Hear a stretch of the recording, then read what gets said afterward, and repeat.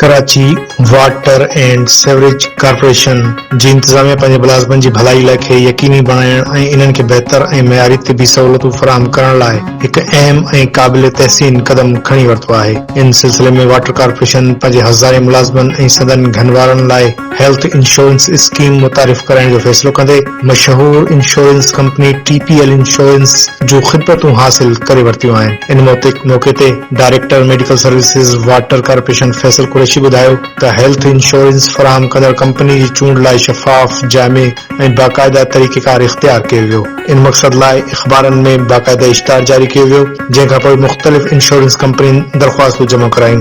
जांच पड़ताल ऐं मुक़रर कयल मयार मूजिबि जाइज़े खां पोइ 3 वॾियूं इंश्योरेंस कंपनियूं TPL इंश्योरेंस, आदमजी इंश्योरेंस ऐं EFU इंश्योरेंस खे शॉर्ट लिस्ट कयो वियो। माली ऐं फ़नी जाइज़े खां पोइ TPL इंश्योरेंस सभ खां घटि ऐं मुनासिब रेट पेश करण सबबि कामयाब करार ॾिनी वई। फैसल कुरैशी वधीक ॿुधायो त टेंडरिंग जा समूरा मरहला E-पेड ज़रिए मुकमल कया विया त जीअं सॼो अमल मुकमल शफ़ाफ़ियत ऐं क़ाइदनि ज़ाब्तनि मूजिबि मुकमल थी सघे ऐं कंहिं बि एतराज़ जी गुंजाइश न रहे। इन हेल्थ इंश्योरेंस स्कीम तहत वाटर कॉर्पोरेशन जे मुलाज़िमनि ऐं संदनि घनवारनि खे मुल्क जे मुख़्तलिफ़ मुस्तनद ऐं मशहूर अस्पतालनि में इलाज जूं सहूलियतूं फराहम कयूं वेंदियूं, जंहिंसां खेनि बर वक़्त मयारी तिबी ख़िदमतूं हासिल थी सघंदियूं। वाटर कॉर्पोरेशन जी इंतजामिया जो चवणु आहे त इदारे जी तरक्की ऐं कारकर्दगी में मुलाज़िमनि जो किरदार बुनियादी अहमियत रखे थो। तंहिं करे इन्हनि जी भलाई, सिहत ऐं तहफ़ुज़ खे यकीनी बणाइण इदारे जी अहम तरजीहनि में आहे। हेल्थ इंश्योरेंस स्कीम जी शुरूआत सां न रुगो मुलाज़िमनि ते इलाज जा माली बार घटि थींदा,